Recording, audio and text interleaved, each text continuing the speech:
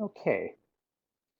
Well, good evening, everybody. Thank you for coming. Let me introduce myself. I am Christopher Basso. I am the Associate Dean and Professor of Public Policy here at the School of Public Policy and Urban Affairs here at Northeastern University. We'll be joined this evening by Professor Lori Dopkins, the Director of Academic Programs, and by a current Master's in Urban Regional Policy student, Jessica Casey, who'll join us a little bit later. What I will do is first run through the webinar guidelines and then talk a little bit about the structure of what we're going to talk about this evening. And then I'll hand it over to Professor Dopkins at a certain point to go over curriculum, and then Jessica will talk about her experiences in the program. Your voice, as it says in the first guideline, your voice is connected is on mute. We're going to experiment with this, but with the number of people who are going to participate at certain points, we thought it'd be best if we just had the people who need to speak, present information so it goes smoothly, and then cut down the background noise, which we're already still having some background noise, unfortunately. So we're going to have you on mute. The only people who will talk at any given time will be me and Professor Dopkins and Jessica Casey, and we'll do that sort of separately. We will take time for question and answer after our presentation. We'll keep our presentation, and we hope, relatively concise, and we'll make sure we'll do Q&A along the way after the presentation. And so what you want to do is you want to enter your questions into the chat window, and we'll answer them in order or by topic. That is, what we'll do is we'll pay attention to the questions as they're posed, and then at the end of the presentation, we'll go through the questions either in order or by topic. If we see a bunch of questions in the same topic. The reason why we do it this way, by the way, is because we think during the presentation, we will answer most of your questions throughout the presentation. So just hold your questions until we're going through the presentation. If you have something that's not quite clear, just type in the chat box, and we'll move on from there. We are recording it, so that you'll be able to come back to it later on if you want additional information or hear it again. And of course, follow-up questions are always welcome. And Professor Dopkins, as head of academic programs, is the primary sort of contact point for any questions you may have, and her email address is located here and also on our website. Let me tell you a little bit about what we're going to do today, the agenda. Briefly, I'm going to talk a little bit about why we created the Master's in Urban and Regional Policy, why the MS degree in Urban and Regional Policy, a little bit about the School of Public Policy and Urban Affairs here at Northeastern University. Then Professor Dopkins will take over on the overview of the program, the sort of curriculum, and also how to apply, and some other questions relating to logistics, and then we'll go into Q&A. I imagine we will take roughly about a half hour for the presentation at most, and then we'll open up for question and answer. So again, feel free to pose any questions you have as we proceed using the chat box, and we'll answer them at the end of the presentation. Okay. And again, this is just a little warning. This is our first time doing this, and we've done some dry runs, but so there may be some glitches along the way. We'll try to keep that to a minimum. And I'd like to thank you again for coming. All right, why what we call the MERP, the Masters in Urban Regional Policy, or specifically the Master of Science in Urban and Regional Policy. We created the MERP a few years ago to reflect a few things. One, our strengths in terms of research in urban and regional policy questions, because we feel we have real strength there in terms of our faculty and in terms of the kind of work we do.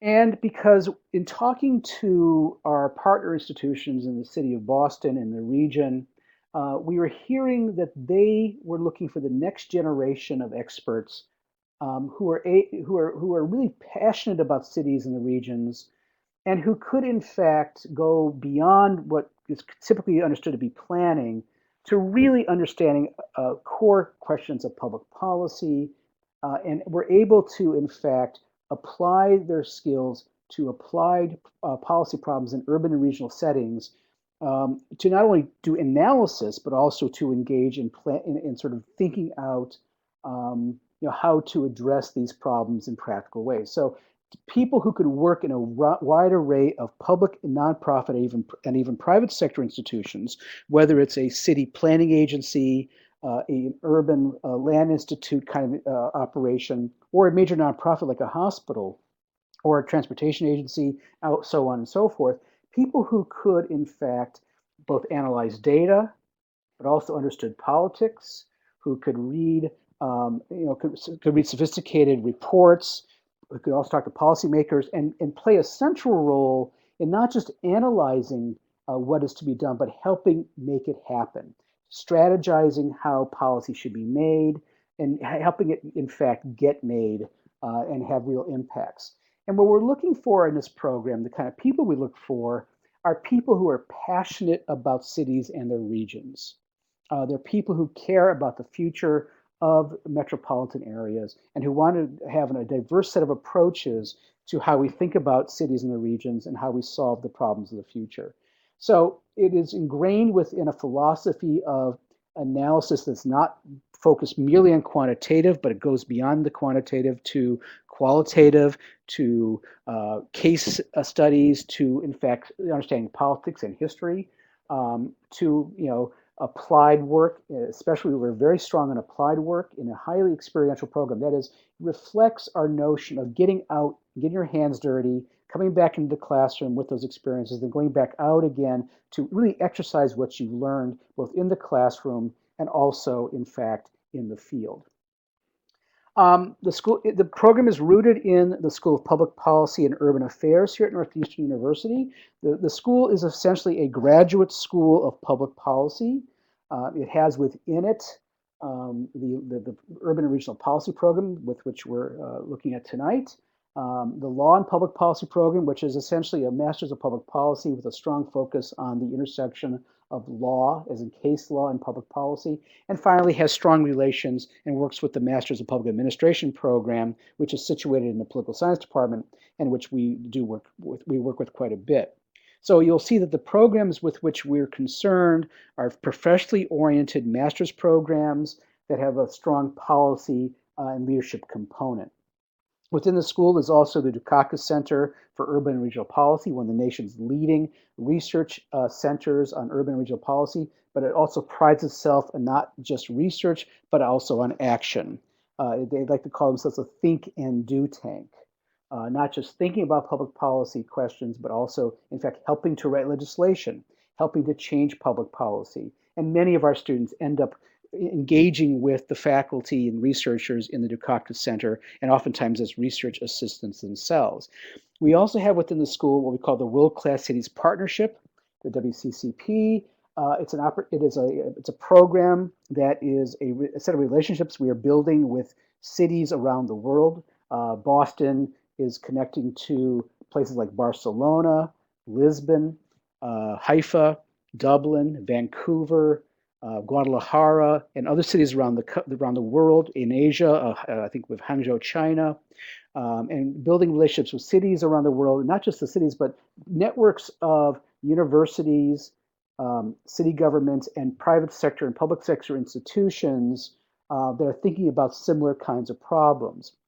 The exciting part about this initiative, which we're developing, is it gives students an opportunity to work with ideally work with faculty and community leaders from not just Boston, but other cities around the world on common research problems, common research issues, such as innovation. How do you promote innovation in your respective cities? How do you hold on to talent? How do you deal with issues like immigration? So this is a multi-city collaboration, which is affording our students in our program opportunities to do research work with the WCCP as part of their capstone projects or as part of an independent research project. And indeed, in many instances, get a chance to travel to these cities to do on-site research. And finally, we have one of our hallmark programs, what we call the Open Classroom Series, which is a weekly seminar series for the greater Boston community, which is also connected to a real graduate class. In any given semester, we have one graduate class with a particularly interesting theme that we also open up to the entire community. And we engage a range of speakers from all over the region. And we typically get, this semester I'm leading a course on food and society, an urban perspective. And we are typically getting anywhere from 120 to 190 attendees per week for the public lectures. And the students in the course are also doing real work. I mean, they're taking it for credit, and there's only like a dozen of those students, and they're doing actual work. And then we're opening up the sort of public lectures to the broader community. It's a really exciting opportunity, and we've been doing this for a few years now, and we get a lot of real interesting input from citizens in the community who come to Northeastern for this every week. So that's a little bit about the school, and we are doing a fair bit of building in new programs and new hiring, and especially in urban sustainability, urban sort of design, spatial analysis, and we hope within a few years to really, in fact, sort of grow or grow as an institution. A little bit about the school, about Northeastern University. Northeastern, if you don't know, is located in the heart of Boston. I think, frankly, one of the great cities to live in the country. Northeastern has a long tradition of combining research excellence, as we say. We are a research university, and so yes, and so do I've been in Boston 27 years, and I do love Boston. Um, I mean, Northeastern as a university is a research university, so you will be taught by faculty who are research active scholars. And we pride ourselves on our research strength. And we also have a distinct a tradition here at Northeastern of really caring about applied work, where we are not focused merely on the theoretical, and I'm proud to do theoretical work like any scholar. And we're also really focused on applied. We want to, in fact, have impact. The notion of applied work is respected here. And we are strong believers in training, especially in our graduate programs, strong believers in training professionals for future careers. That's our history. We have a long tradition of that. And moreover, the Northeastern is distinguished internationally for its long focus on experiential education. We have known at the undergraduate level for our cooperative education program, where students at the undergraduate level literally go after 1 year in classes, their freshman year in classes, they will start interspersing 6 months in the field with 6 months in classes. And by the time they graduate in 4 or 5 years, usually 5 years, they will have had up to 18 months of experience in the field, whichever career path they're going in, whichever major they are taking. We apply that at the graduate level as well, especially our master's programs, where we put a lot of emphasis on internships and experiential education through capstone projects and other applied projects. And this program, obviously, that we're going to talk about, really reflects those values. We really do believe that you learn as much from your colleagues in shared activities and from learning on site in the field as you learn from your faculty, and sometimes often more. And we don't believe that the learning is just confined to the classroom. So, quick overview I will offer, and then I'll hand it over to Professor Dopkins. Reflecting the strong tradition we have here at Northeastern of professional development and experiential education, the courses in the master's degree in urban regional policy are all held after 5 o'clock. Even for full-time students, we find that most students work at least part-time, and we make our courses accessible to students to fit their work schedules. All the classes are held after 5 o'clock. And frankly, you can go part-time or full-time depending on your life situation, depending on your work situation. Part-time is typically regarded as 2 courses a semester. Full-time is typically 3 courses a semester. And some students, in fact, switch back between part-time and full-time depending on, again, their life situation or their sort of work situation. But again, in the classroom, it doesn't matter because all of our courses are held in the evening, all students sort of are working together anyway, and people proceed at their own paces. Typically, if you're a part-time student, you will finish the program in 3 years. If you're a full-time student, it'll be a 2-year cycle, and that includes summers. We use summers quite a bit, as Professor Dopkins will talk about. And finally, for my part, our courses are taught by a mix of full-time faculty and part-time instructors. And our full-time faculty, let me talk a little bit about our core faculty. You'll note here that among our core faculty, we have a diverse array of folks who have real strengths in the areas that you care about in urban and regional policy settings, whether it's housing and economic development from Barry Bluestone, one of the nation's great experts in those areas, to, for example, transportation from Stephanie Pollock, who knows more about transportation, especially in Massachusetts, but nationally as well than most of us will ever know, including Michael Dukakis, former governor, who still is an active faculty member for us teaching areas of health policy and public leadership. and including a whole array of people who really know their stuff. And these are our full-time faculty. And they are complemented by part-time faculty who are specialists in the fields. We want to make sure there's a nice mix of full-time faculty who you will have PhDs typically or some other advanced degree, and who are really doing the theoretical research and the applied research, and our other faculty who are perhaps working in the institutions that we are seeking to help. I mean, whether it's for example, if you're a budget officer for the city of Boston, or you are working in the housing authority, or you are doing some kind of actual work in the field, we want to tap those folks for some of our more applied courses. So we try to make a nice blend of the full-time faculty and the part-time faculty in terms of the skill sets and the areas of focus that they could bring to the table so that you get the fullest array of experiences possible. Well, let me hand it over to Professor Lori Dopkins, who will walk you through the curriculum. Professor Dopkins, as I said, is the Director of Academic Programs, and she's also the primary contact person for this program, and she knows more about the curriculum than any of us do, so she's in charge of this part. So, Professor Dopkins. Thank you very much, Professor Basso, and welcome to everybody. Thank you for joining us tonight. As Professor Basso was indicating, our curriculum is one that includes 14 courses. If you're full-time, you're able to complete the curriculum in 2 years. Students typically take 3 courses a semester, and we do use the summers. We divide the curriculum up into a set of core or required courses, and then the remainder are electives. The required courses are ones that all students must enroll in, and you can see those on the left side of the slide.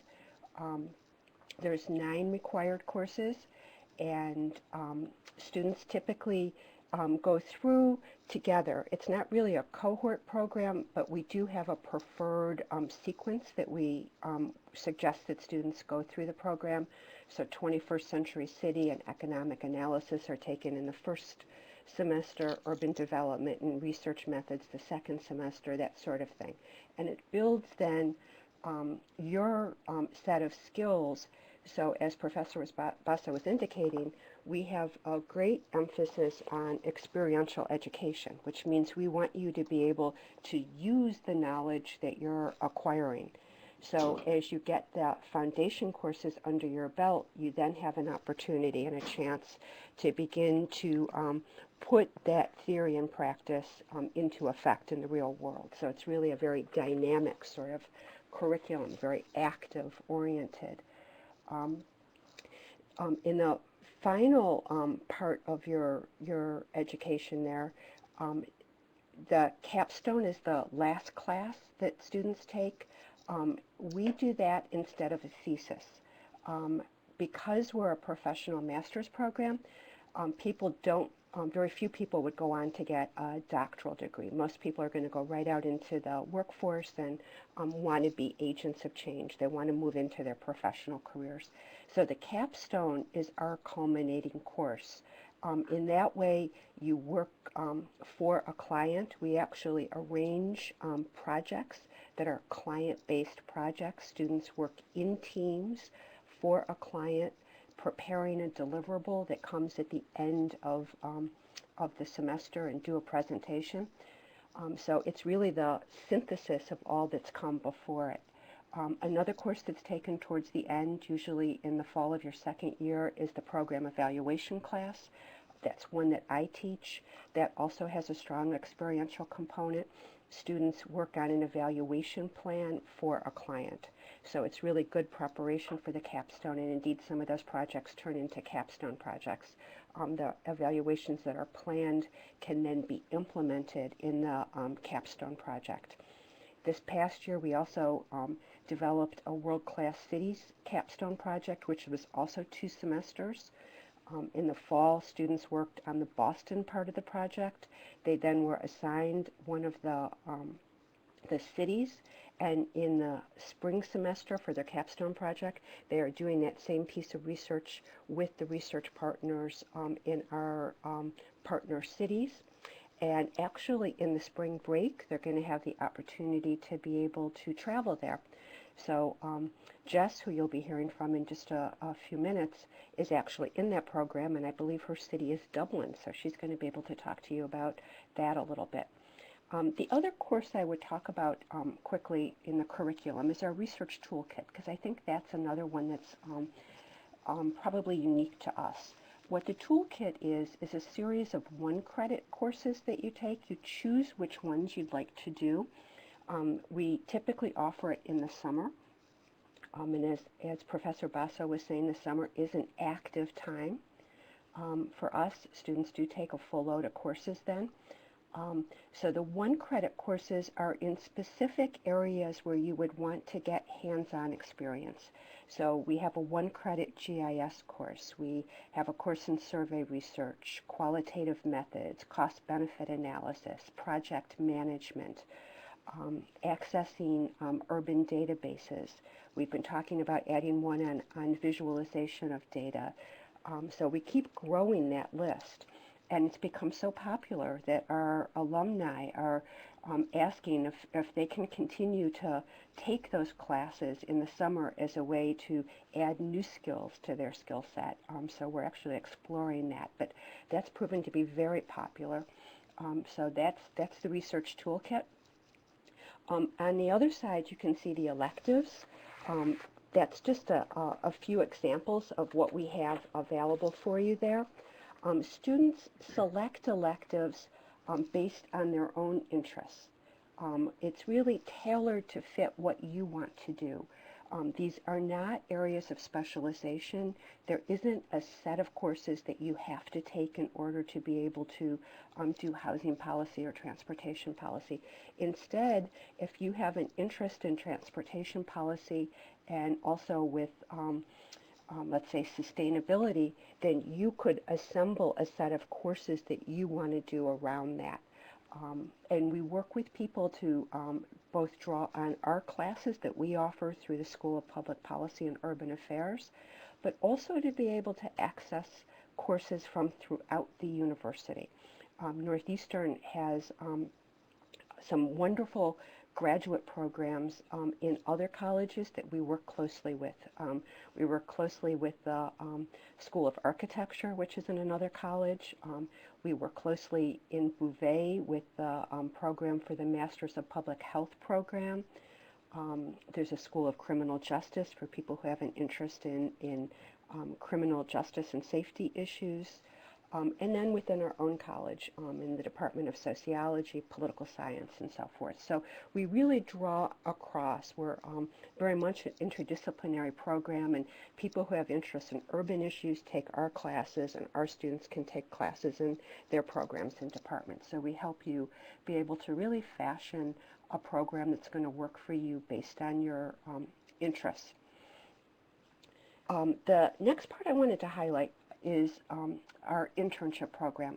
We do require an internship of most all students. The only ones who would waive an internship are people who are already in a job that they want to be able to continue with. We do have some people who are mid-career professionals who come into the program to gain more knowledge and experience, but then they're staying in their job. So for them, it makes no sense for them to do an internship. However, for other people, we think it's an especially valuable thing to do because the internship really provides students with the professional experience that they need to be able to launch their career. It also provides you with the networks that are going to really be lifelong networks for you. So we have an internship coordinator who works with students to be able to be sure that they can select the internship that's going to be most meaningful for them.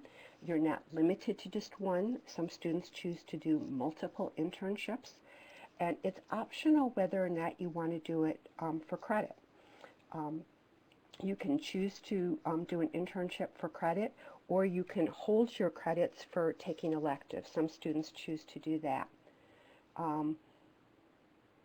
and I'm just starting to read the questions here on the side. I think I'm going to hold those to the end, and maybe as I'm talking, what Professor Basso can do is take a look at some of those and see what areas they line up in, and then we can go ahead and address those, okay?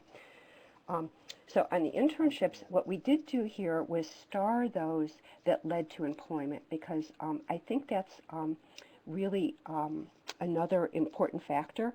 We realize that when you're coming into a graduate program like this, it's with a very specific set of career goals. And we want to make sure that you're going to get the experience you need to be able to be successful in your career and really help you launch that career. And what we find is that the internship experience is often one that turns into paid employment. So this gives you just a sense for the ones where students started on an unpaid basis and it turned into paid employment, and indeed that's where they continue to be working. With the fellowships, we have one local fellowship program that we work with very closely. It's called the Rappaport Fellowship. It's based over at Harvard, where they select 10 to 12 students from universities around Boston, and they actually give them a paid internship opportunity in the summer and a chance to be able to come together for seminars and be able to access some wonderful resources. We're also working with other sorts of fellowship programs. One of our students got a very esteemed or honorable fellowship, a national fellowship called the Volpe Transportation Fellowship, and you can see that as the first list, where she had 2 years with that fellowship. It's through the federal government. She received federal salary and benefits, was able to continue with the program, and graduated this past December, and then they offered her a job, so that grew into full-time employment for her. And then we're doing, more outreach with other people around fellowships as well. Internship opportunities outside of the U.S. and Canada. Thus far, they have been here in the U.S. However, we are developing those global relationships. The World Class Cities Partnership has been a wonderful gateway to that for us, and also increasingly the faculty that are coming into the university. As Professor Basso mentioned, we're doing a great deal of recruitment and hiring right now, growing in the area of urban sustainability. We have faculty coming in who themselves also have bring those international networks with them. So that'll be something that I think we'll be able to offer more of in the future, but thus far they have been more limited here to the United States. Internships are typically a semester long, so our semesters are 15 weeks. So you would either be doing it in the fall or spring or over the course of the summer. The summer is when most people do internships, so it's a very popular time. We've had great success in the fall and spring when there aren't so many people that are competing for the jobs, and we have a lot of our partners coming to us looking for students to come in. And we really want people to do very important substantive work. These are not like the undergrad internships that many of you might have had experience with in your undergraduate education, but these are projects that are really very substantive, that give you great experience, and that you come away with something that you can really put on your portfolio and be able to use and show. So what I'd like to do now is actually, I think, Jess, so you're ready to come in. I'll turn my mic off and let you come in and talk a little bit about your experience as a student, your experience with your internship, your Rappaport, and actually Jess also worked as a research assistant at the Dukakis Center, so she's got a lot of things that you've heard about that she can talk about. And when Jess is done, I'll talk about admissions and what we're doing in that area. So Jess, go right ahead. Can you hear me? Yep. Great. So my name is Jessica Casey, and I am taking my final class in the MERP program before graduation in May 2012.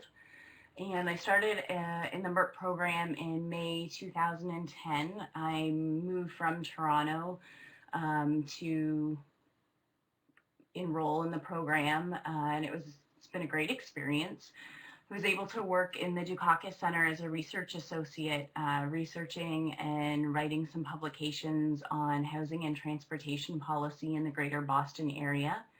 And I worked with a number of different task force, like the housing task force, as well as with a number of different professors that teach in the MERP program.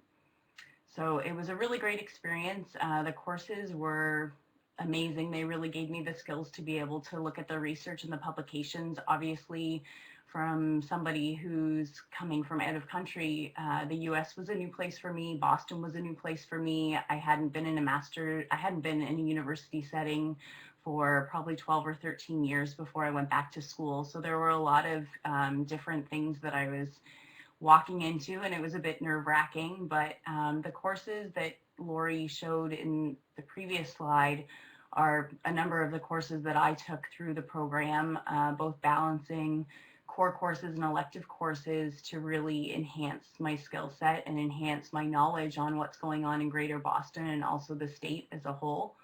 I took health policy and housing policy. I think one recommendation that I can give for students is that I think there are probably two different ways to move through the program, and one of them might be if you have a specific interest, looking to take those courses that really speak to your interest and giving you a real knowledge base on what's going on in the policy world, both federally, nationally, or nationally and statewide, I should say. And the other way is to really look at how you can vary your interests across the different courses and learn as much as you can in different areas and really try to develop a knowledge base that's widespread and a little bit more broad, and figuring out exactly where you think you'd like to end up at the end of the program. So in the last summer, I guess it would be May 2011, I applied for the Rappaport Institute Public Policy Fellowship. It's a program that is funded by Jerry and Phyllis Rappaport, who are very big philanthropists in Greater Boston. They fund a few different programs and a few different fellowships that are run out of the Harvard Kennedy School.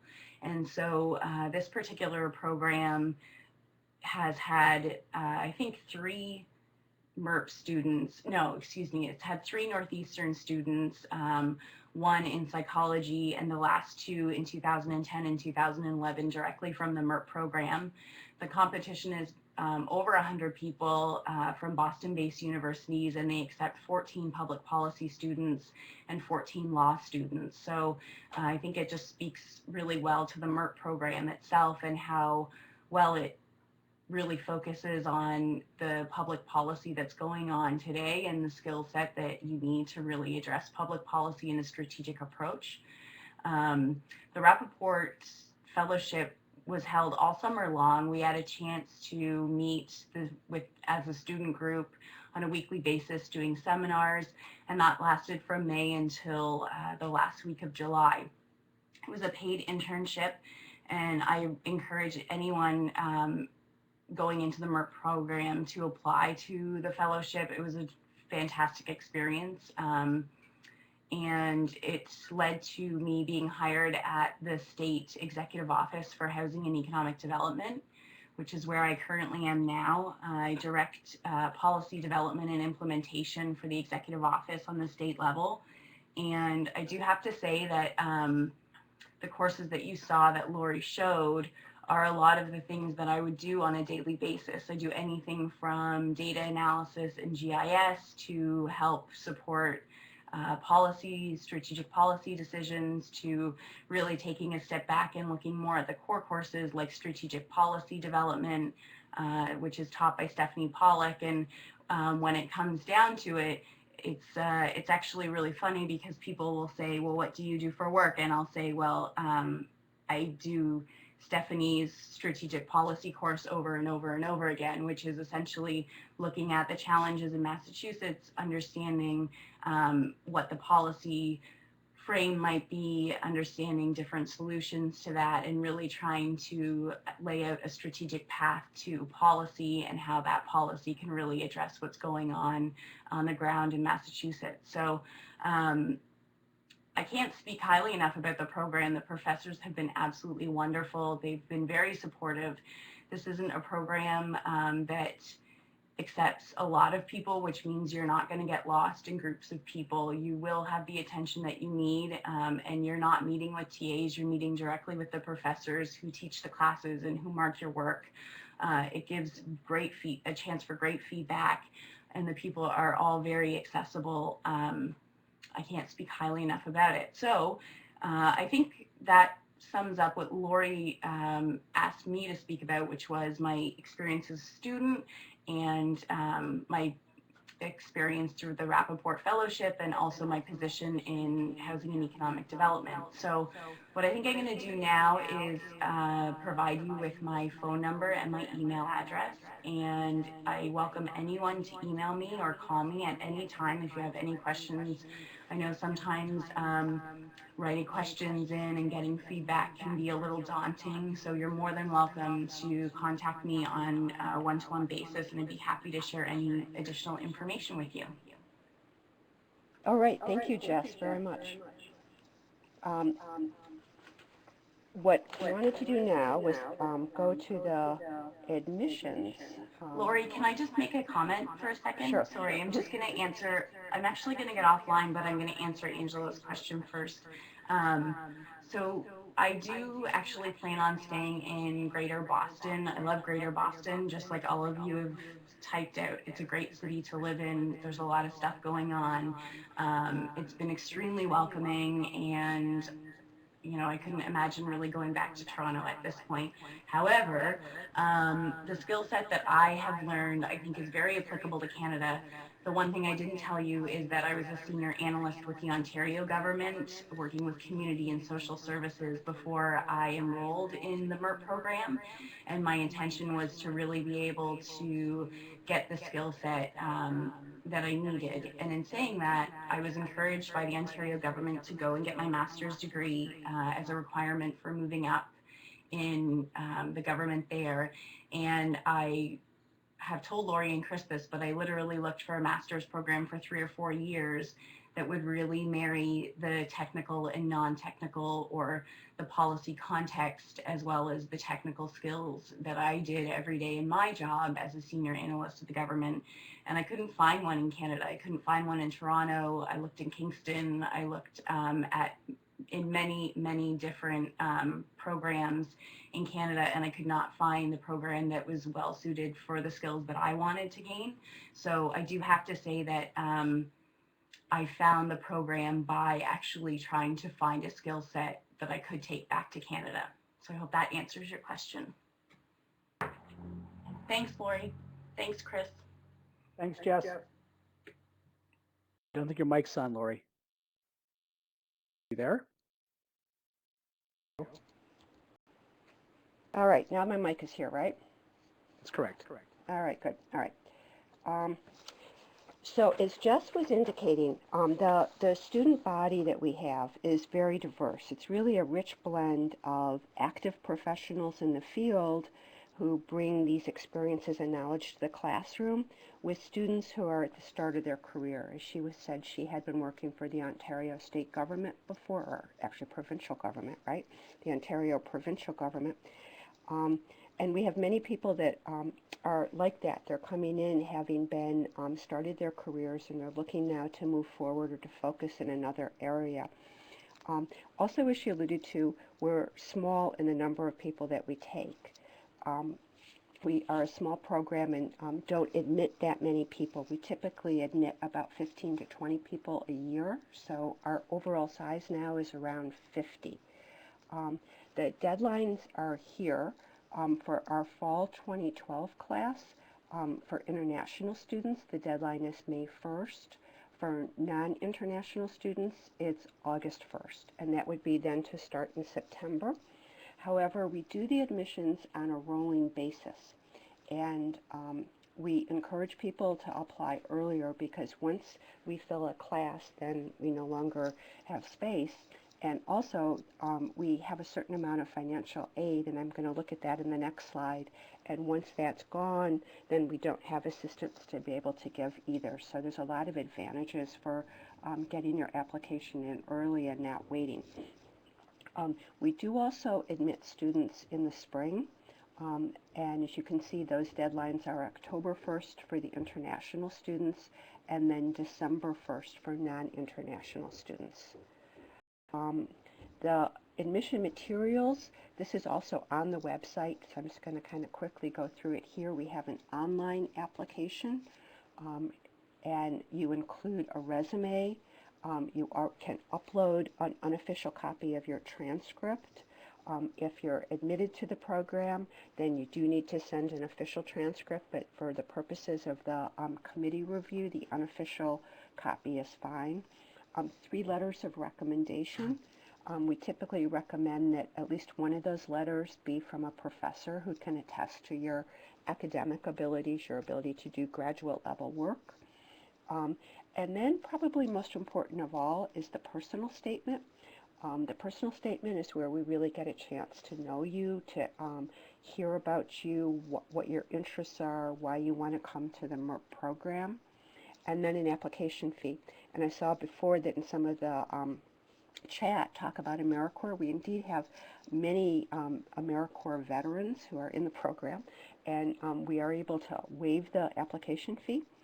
For international students, if you haven't been in an institution where English is the language of instruction, then you do need to submit either TOEFL or IELTS scores for us, okay? And then in terms of scholarships and financial aid, we have several different types of aid that are available. The Graduate Dean Scholarship is something that we nominate our best admitted students for. It's awarded at the college level and is actually covers a certain portion of your tuition for the 2 years that you're here if you're a full-time student.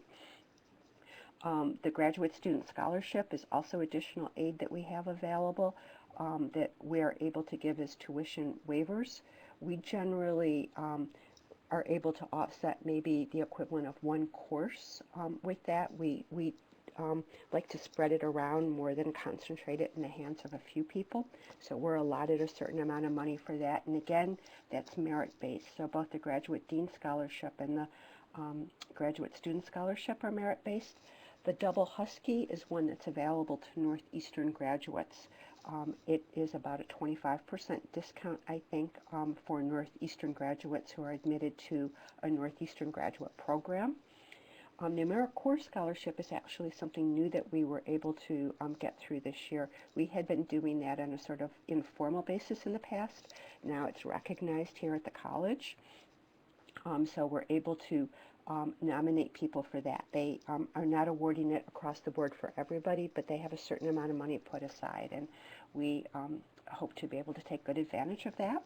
And then the Yellow Ribbon program is, of course, for veterans. In addition, eligible students can apply for federal financial aid, and you do that through the Northeastern Financial Aid Office, and we have a slide here at the end that gives links to websites. So we're able to go ahead and give you, you can go ahead and access them directly. And then for those of you that are familiar with the federal financial aid, you know how there's a FAFSA application, and that's got to go ahead and be submitted. Then once you're admitted to the program, if you're admitted to the program, then the awards are made based on that. These are the links I mentioned. So you can see the link to our website for Urban and Regional Policy, the school, the Graduate School Admission Office, and the Financial Services. So let's do questions now. I think that's where we are. Okay. Chris, have you been taking a look at some of the chats? And I'll turn my mic off and you can see Yes, what's there. Yes, I have. Some of the questions were answered along the way, and feel free to pose more questions as we go along. But let me make a couple quick comments about the toolkit, because someone raised a sort of a question about that. The toolkit, these are 1 semester modules that we design as standalone modules in different areas of methods and applied research skills. Again, as Professor Dopkins talked about, survey research, qualitative methods, GIS, etc. They're not meant to turn you into experts in these areas. These are meant to take you and give you exposure to different approaches so that you become a sophisticated enough consumer of information generated by these kinds of approaches. We do offer, for example, in GIS, we offer standard GIS courses, 3-semester GIS courses that run an entire semester. In fact, we're going to offer an advanced one next fall. So we'll be offering more of those as standalone courses. But the 1-semester modules are designed to give everybody exposure to these various methodologies and toolkit, what we call toolkit approaches, to make you more sophisticated consumers of a breadth of approaches. And then we offer much more fully functional courses in each of these areas, in the years that you go in the program, if you want to go deeper in those areas. So that's on the toolkit. I notice a question here on law classes. You are eligible as Northeastern University graduate students to take law courses. I think there are times you have to actually consult the law school on this.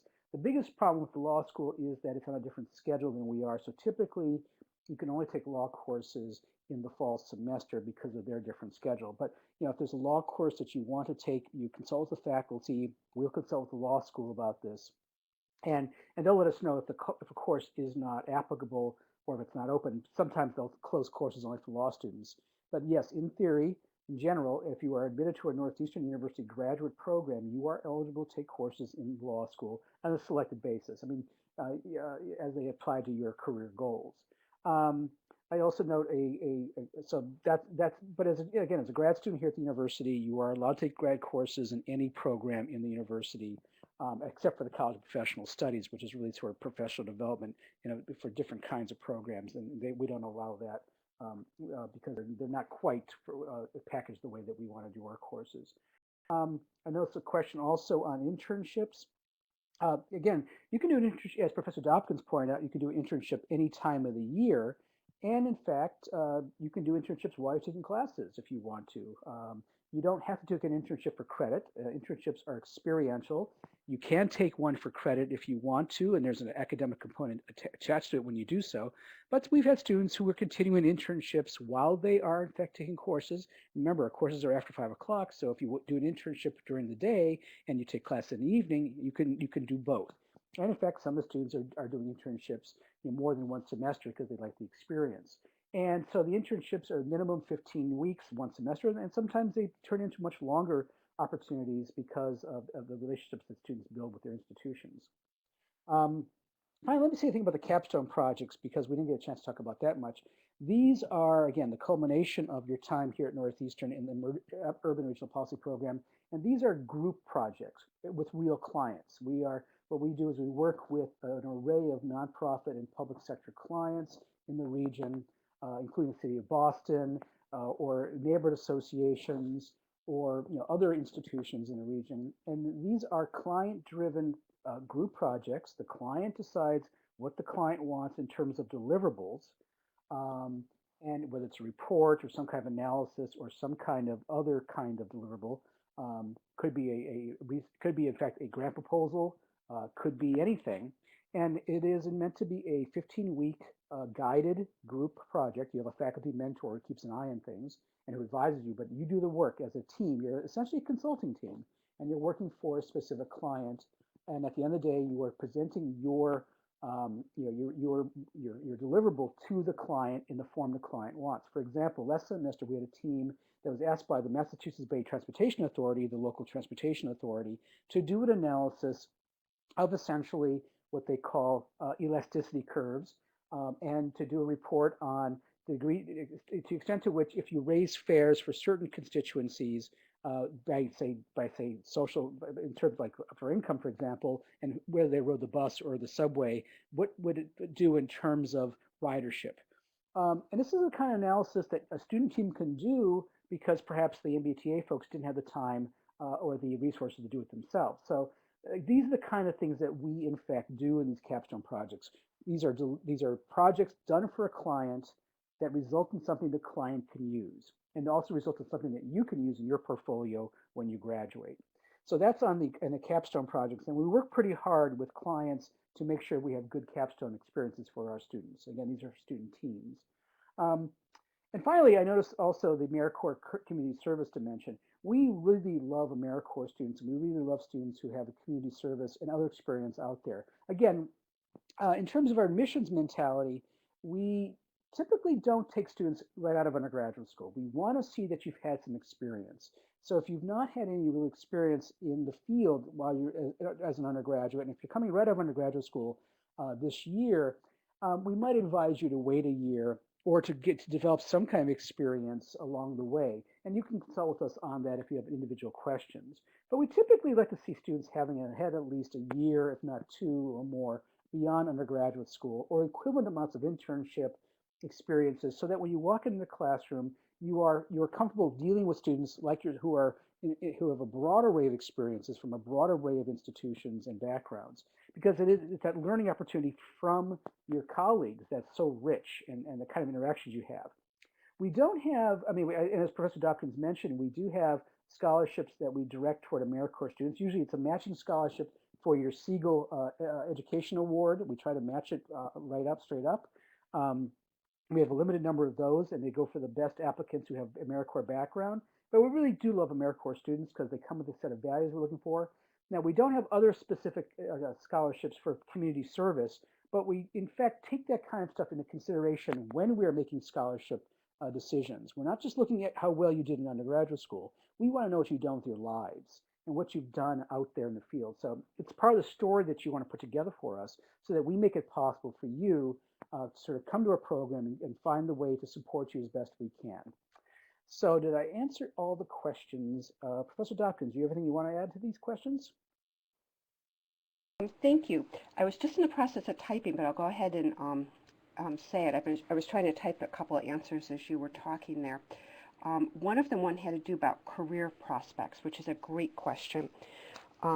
Typically, our graduates are prepared to fill positions in research and policy advocacy organizations, state and local government agencies, quasi-public agencies. And as I think we mentioned in the beginning, the program was just started in fall 2009, so we haven't been in business that long. In fact, I think that's one of the exciting things about it is that it's a program that's still in its infancy, shall we say, or maybe toddlerhood now, but we're growing and work closely with students as we're growing. So the kinds of people that are attracted to the program are people who like to be part of a startup more and really want to show initiative about that and really help shape the program. So we don't have that many grads. We actually had our first graduating class last May, and it was just 4 students, and then we had 2 additional ones in the spring. So we don't have many grads yet. But they are working in the areas where we expected them to be working. We do have our biggest graduating class, the one that Jess is part of, coming, that's going to be graduating this May. That'll be probably 13 or 14 students.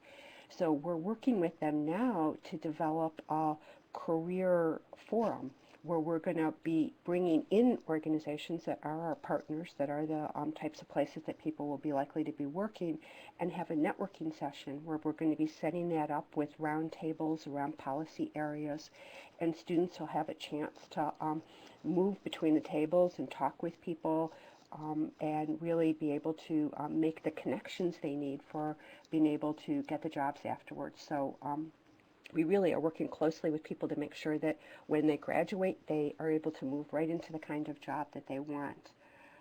So that was on the career one. Let me look closely at what some of these other ones are. There's a question there about AmeriCorps. It's a one-time award. We give you a matching award, and it's only one, so you only get one per award. I think whatever the AmeriCorps award you get we'll try to match that. Sarah asked that question. And as John Sarvey replied, housing is one of our strongest areas of research. We have a very active group of people who are interested in housing, affordable housing, and social justice questions as well. And again, the range of areas that you can focus on really are varied from the built environment transportation, housing, energy, to social policy questions. That's what gives us real richness and depth is the range of interest students have in the diverse sets of policy issues. For all the questions, any other questions? Dr. do you have anything else you want to add? No, what I would like to do is show this last slide again, just so you do have my information there. And I really welcome emails, and we can set up times to talk, or if you'd like to come and do a visit. I think one of the best ways to really get to know us and to see what the program's like is to connect with students like Jess, and I can put you in touch with other students, with faculty members. You're welcome to come and sit in classes, you know, whatever it takes, because what we really emphasize is wanting it to be a good fit. We want to make sure our program's a good fit with you and what your career goals are, and that you're a good fit with our program. And that's really what we look for in our admissions process. So the more information we can give you about us so you can make a good judgment, and then, you know, we like to see the same about you, then we'll know that it's a win-win for everybody. So thank you very much for joining us, and I hope to hear from you. And thanks for me as well. I hope to hear from you as well. And again, if you have any questions, don't hesitate to ask us.